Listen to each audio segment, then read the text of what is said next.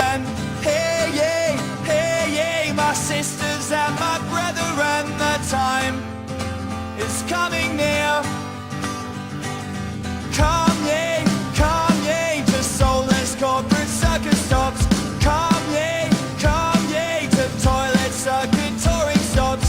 Come ye, to bedrooms, bars and bunker squats. The sound is ringing clear.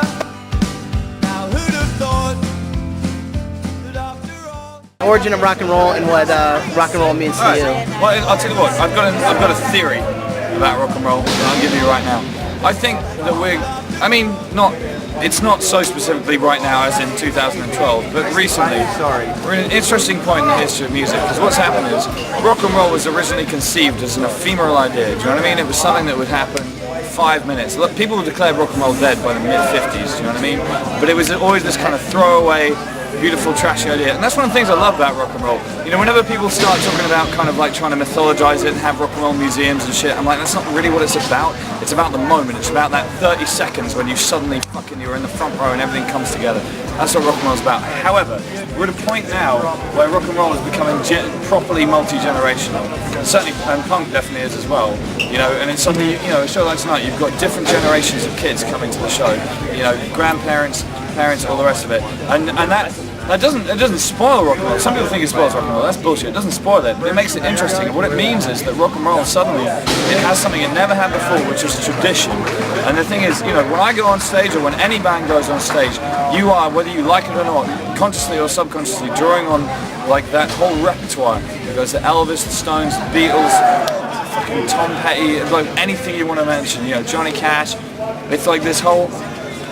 It's this whole kind of pantheon, you know, and to me it just slightly changes the feel of what rock and roll is about, but not in a bad way. Suddenly it's become a bit more like folk music, and the whole thing about folk music is that you're consciously and constantly drawing on bits of tradition. You might throw a line in that references something. Right now I feel like the same thing is the case with rock and roll, that if you write a rock and roll song, you can throw a line in there that just ever so slightly nudges someone at the Ramones or the Beatles or whatever it might be, and it's going to draw up a whole nother world and a whole nother generation, and it's just nods to the past, you know. And I think that's cool.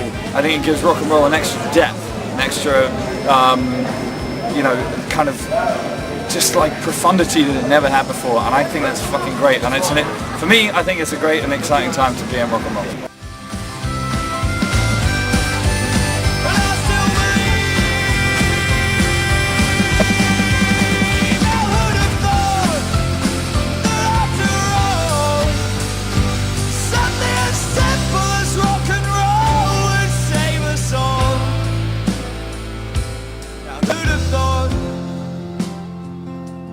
After all,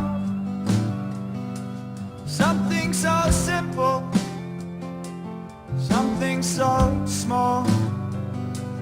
Who'd have thought? After all, it's rock and roll.